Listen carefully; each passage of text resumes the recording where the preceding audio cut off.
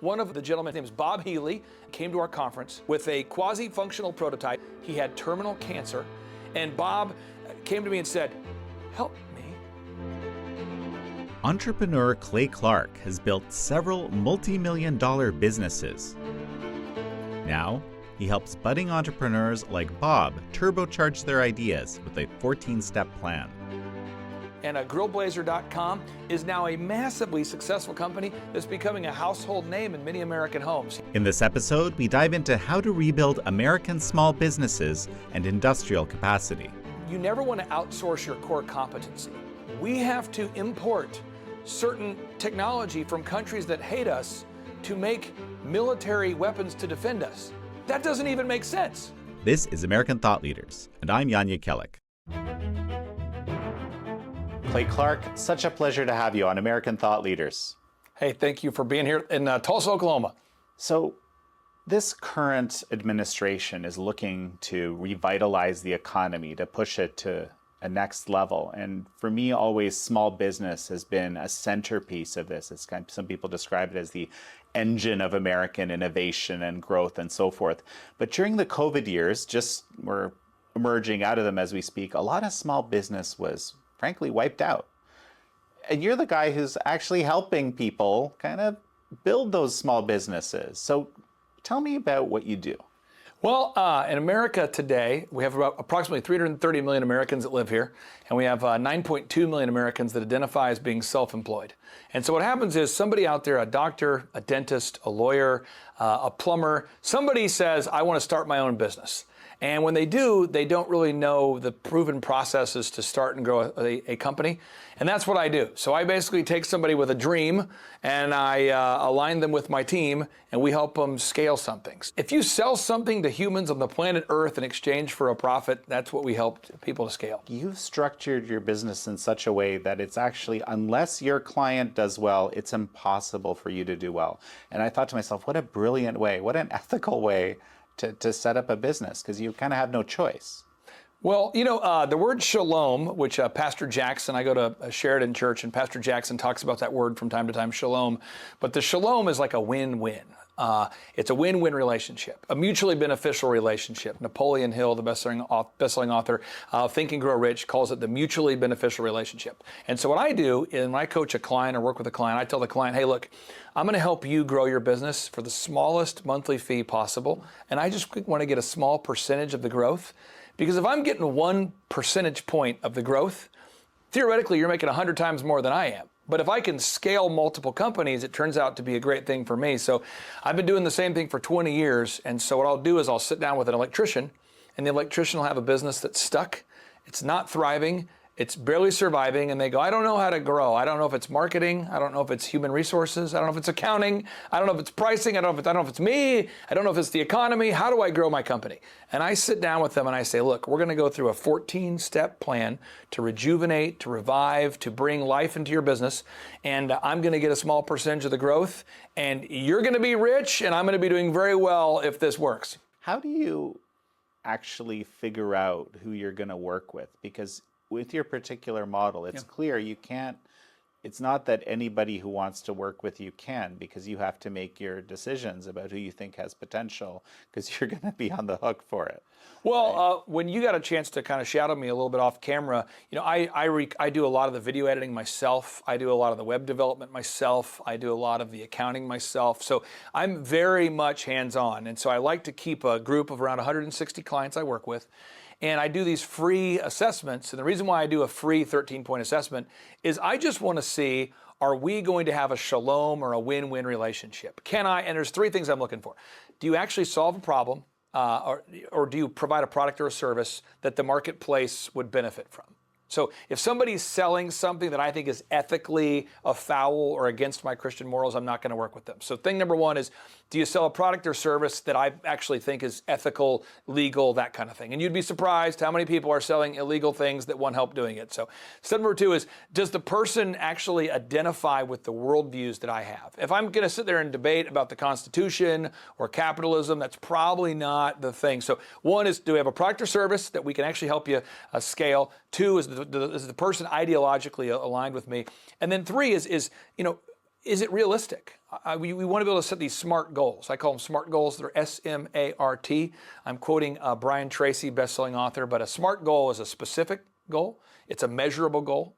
It's something that's actionable. You can actually take action and do it. It's realistic and it's time sensitive. S-M-A-R-T. Is it specific? Is it measurable? Is it actionable? Is it realistic? Is it time sensitive? Because if I can help somebody grow a company and I can see a clear path to get there, it is exciting, Jan, when you know, wow, this person's business is struggling and I can help them scale. So I think about Papa Gallo's Pizzeria in Florida. Mm-hmm. We've helped this couple grow. They've opened 3 restaurants. So since I've started working with them, we've opened up restaurant 2 and 3.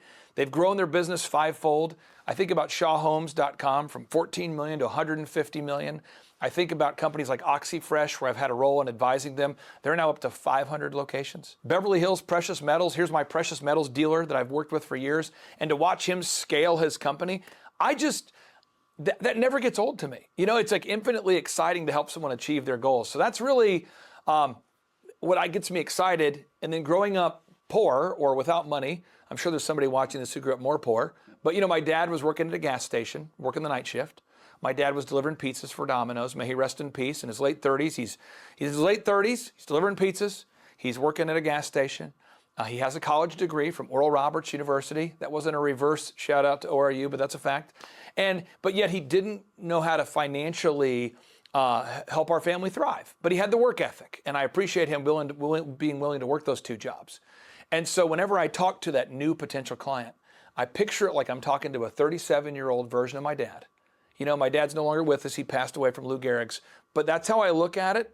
And I can't communicate it with enough sincerity or passion. But every person I talk to on the phone who wants to become a client or wants to come to a conference, I pretend in my mind, maybe it's not healthy, maybe it is, that's the 37-year-old version of my father. And that's what I look for. But someone who wants the hand out, no. I don't want to do that. But this person needs a hand up. That's who I try to work with. Tell me about your background. So, you did grow up in kind of a humble situation, but you had some very interesting, pivots along the way. Well, this is what happened. I'm a kid that stuttered. My dad's working 2 jobs, working at the gas station, Quick Trip, and delivering pizzas. My mom's doing what she can do. And it occurred to me, and I don't remember the exact moment, Jan, but I remember that kind of era of my life, thinking to myself, we're poor. Although we don't care about money, every decision was somehow impacted based upon money. And I thought to myself, 12-year-old self, 13-year-old self, I'm going to find a way to make copious amounts of money so therefore I can focus on other things. Because for anybody who spends any amount of time with me, there's 3 things I'm always doing. I'm always writing songs, I'm always writing books, and I'm always writing business plans. So I get into that kind of stuff, but you can't afford to write songs that very few people listen to unless you have the time to do it. Mm-hmm. So I set out on this quest to create time freedom and financial freedom. So out of my parents' basement, I started a company called DJ Connection. Back in the day, it was called C&G DJ Service, and it was called G because the youth pastor that mentored me, he was old enough to drive a car. See, I couldn't drive a car. And so the guy who drove me to my gigs was my youth pastor, and he lost a bet and shaved a G into his very hairy chest for some reasons I don't understand. So it was C&G DJ Service, named off of that. And then I basically started cold calling schools. I'm a 14-year-old kid, 15-year-old kid, cold calling schools saying, hi, who DJs your school dance? Who's in charge of organizing the school dance? And they would say, oh, that's the PTA, or that's the booster club, or that's the parent sponsors. And I say, hey, I'd love to DJ your school dance, and I'll do it for $1. And you can just pay me after the event what you think it's worth. Well, a lot of schools are infinitely disappointed in their disc jockeys. And so I started getting some gigs. I started doing 2 gigs a month, 3 gigs a month. I needed equipment. I was selling the gigs, but I didn't have any equipment. So I found a pothead by the name of Oswald, and I rented equipment from him. This is a true story. And I thought to myself, I probably don't want to be renting equipment from potheads. I probably need to have a more viable, this is my 14, 15-year-old mind. So I got a job working poured concrete, and I got a job working at the Norseman restaurant, and I got a job working as a home health aide. So I had 3 jobs simultaneously. That was my pro tip for getting rich quick. And I took every dime I had, and I just kept buying more speakers, more sound, more lights. The speakers I bought were called JBL TR225s, and these were like $500 a piece. And I tell you this because I was making $8 an hour. So if you're making $8 an hour, you got to work, 70 hours to buy a speaker, before taxes. So you got to work 80 hours per speaker. So I had 3 jobs. I'm working these 3 jobs. Eventually, I decided to go to college early because in Minnesota, if you have enough credits, you can go to college early. So I went to St. Cloud State and I picked classes, graphic design, language, accounting, things that I thought would help me on my career. And then I transferred to Oral Roberts University. And at that point, I changed the name from C&G DJ Service to DJ Connection. And then over time, I started getting into weddings. And before I sold the company, we were doing 4,000 weddings a year, which is 80 weddings a weekend, by the way. So think about all the vans, the lights, the mic stands, the speaker stands, the lighting equipment, all the people, training these people. And then I started this thing called the Tulsa Bridal Association, which was a big bridal show. And I started one of the region's largest wedding photography companies called epochphotos.com. And what happened is the fathers of the bride would pull me aside and they'd say, hey, I'm a dentist. Could you help me grow my business? Hey, I'm a doctor. Could you help me? Hey, I have a hardware store. Could you help me? And I won this thing called the SBA Entrepreneur of the Year Award, the Young Entrepreneur of the Year Award for the state of Oklahoma. I also was the City of Tulsa Entrepreneur of the Year Award for the chamber when I was 20. And I was the state's Entrepreneur of the Year when I was 27. And I kept winning these awards. And every time I would win awards, people would say, can I pick your brain? And I kept being asked and asked. And eventually, we found ourselves with 160 clients. And that was almost 20 years ago. So I've been doing the same thing for 20 years, and I love it. Thank you for tuning in to American Thought Leaders. In a world where spin and agendas dominate the headlines, I'm proud to bring you unfiltered insights from the brightest minds in America, from a relative outsider Canadian perspective. To keep this possible and to access even more exclusive content, in-depth documentaries, in our daily digital newspaper, consider subscribing to the Epoch Times today. It's your way to support independent journalism. Just hit the link in the description below to subscribe and unlock the full American Thought Leaders experience and so much more. You can try it today for just $1 a week. So just hit the link in the description below. And now back to the interview. And we're back with Clay Clark, business coach at thrivetimeshow.com. Tell me about the BS in business school. Well, I primarily think that business school is primarily BS. I primarily find that business school involves talking about theories, talking about concepts, theories, and things that don't impact actually growing a company. But when you get out of business college or you start a business, you've got to learn the 4 steps to grow a company. Step 1, find a problem. Step 2, solve the problem. Step 3, sell the solution. Step 4, nail it and scale it. Because if you can't sell, your business is going to go to hell and your life will not go well. And so most people have a degree from business school, but they have no knowledge of how to actually start and grow a successful company. I call my Thrive Time show, I call it the Thrive Time Show Business School Without the BS.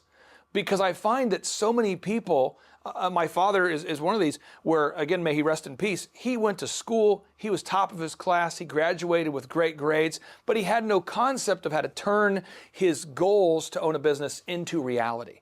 One of the gentlemen, he came to our conference, he had terminal cancer. By the way, in through the grace of God, he did not die. His name is Bob Healey, and all your listeners can go verify his story. It's grillblazer.com, grillblazer.com.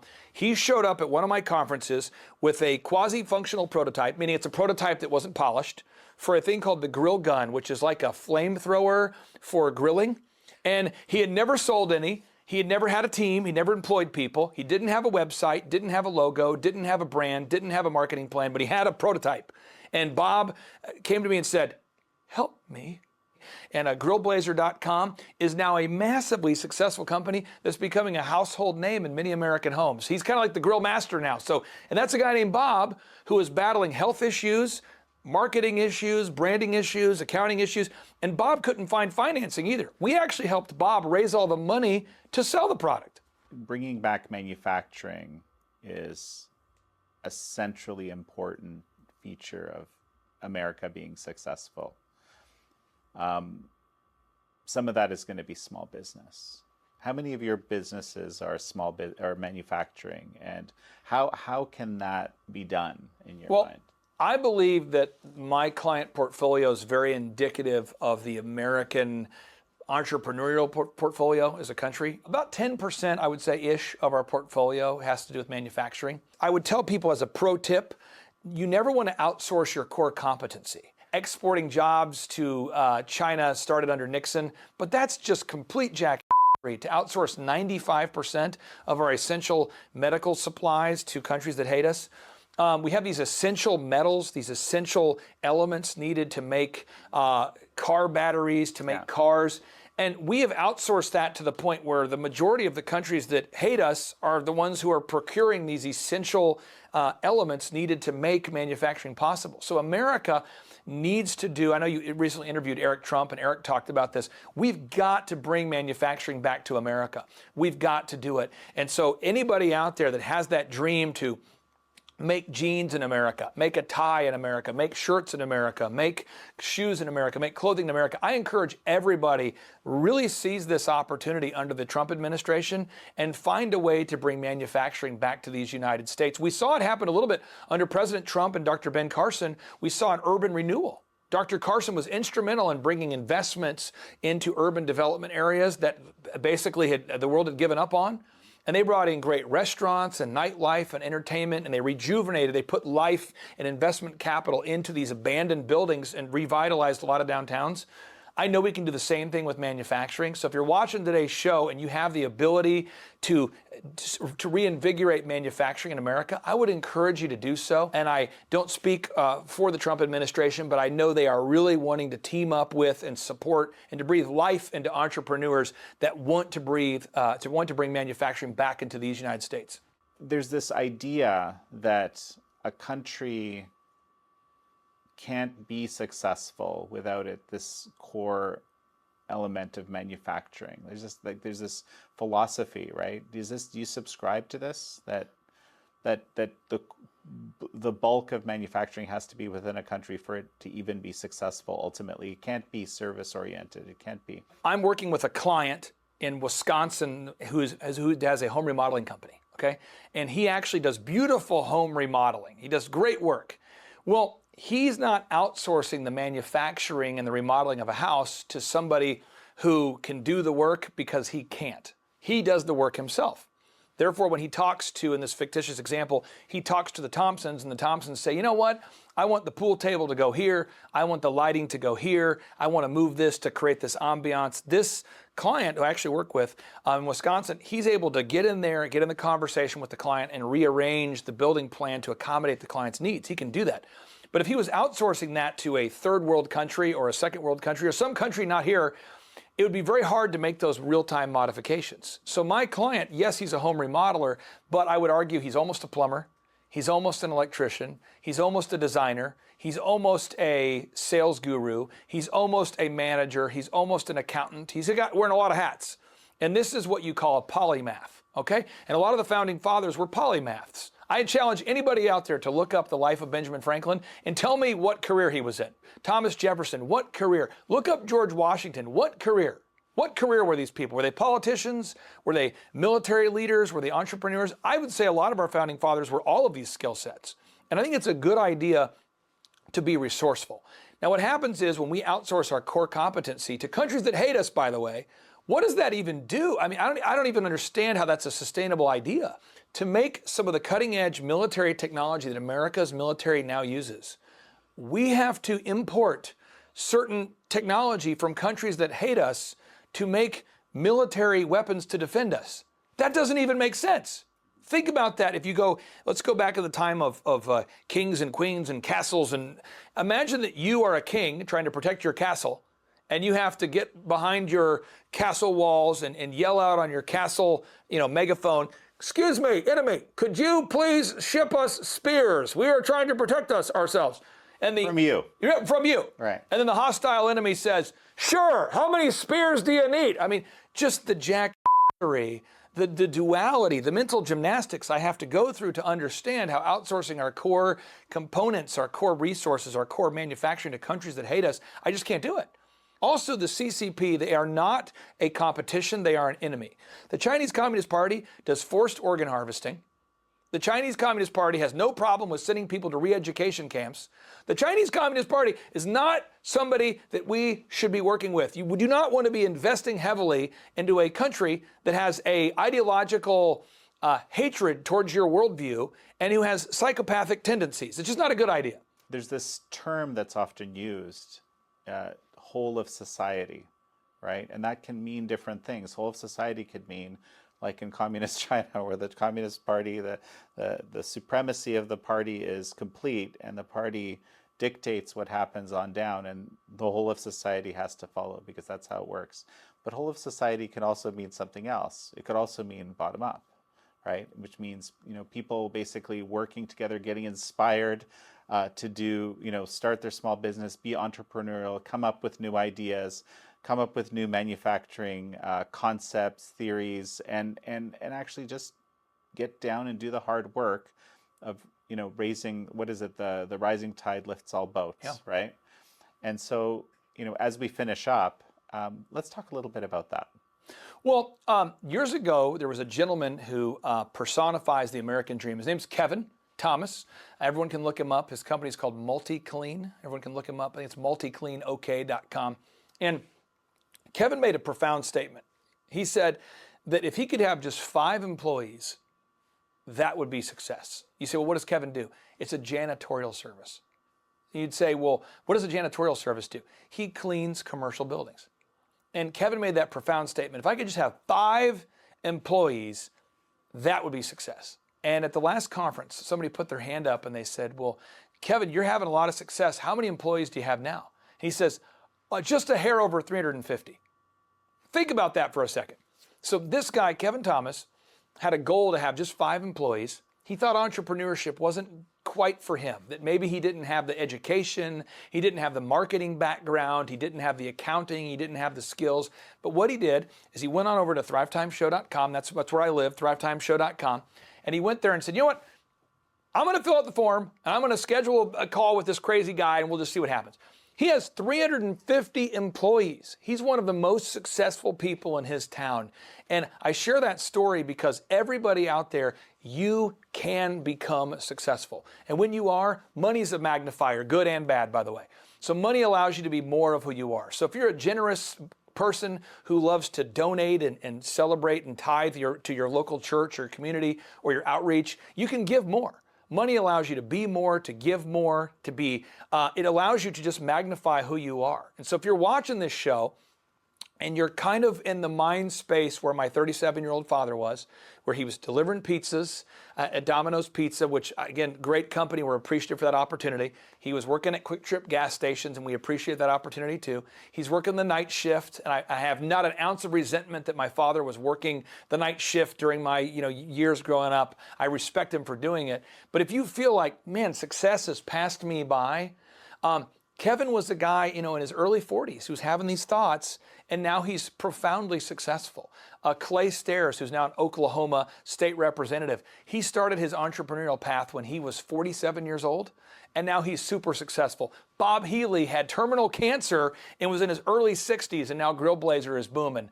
I can list off examples all day, but everybody out there, if you have the mental capacity and tenacity to listen to today's interview, I promise you, you have what it takes to do it as an entrepreneur. Well, Clay Clark, it's such a pleasure to have had you on. Thank you. Thank you all for joining Clay Clark and me on this episode of American Thought Leaders. I'm your host, Jan Jekielek.